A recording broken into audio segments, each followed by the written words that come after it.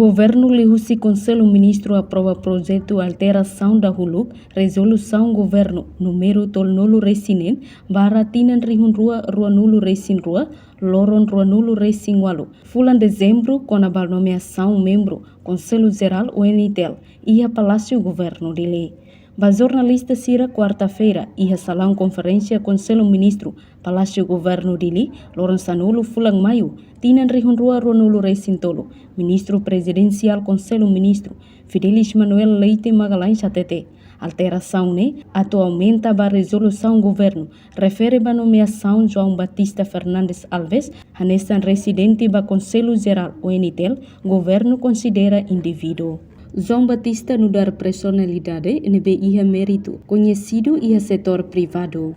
Aprovamos o projeto de resolução do governo que apresenta o Vice-Ministro do Ensino Superior, Ciência e Cultura, a alteração da Huluk, a resolução do governo União, número 36, 2022, ou 28 de novembro, com a nomeação do membro do Conselho Geral da Universidade Nacional de Timor-Leste.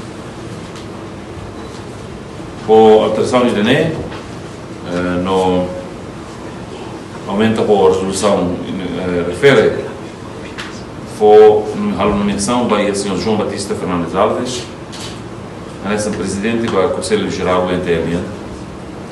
Nessa o governo considera indivíduo Sr. João Batista Fernandes Alves, da personalidade de bem aqui a mérito, conhecido e a setor privado.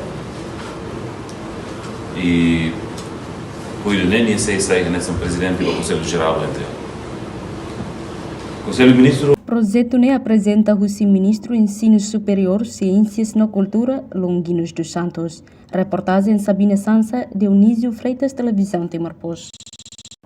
Janela Informação, by Emma Roto. Atuheta informação atual diakliu, kita haluha, haneham botão, subscribe, like, halo comentário, no faz botão ba mídia social Roto.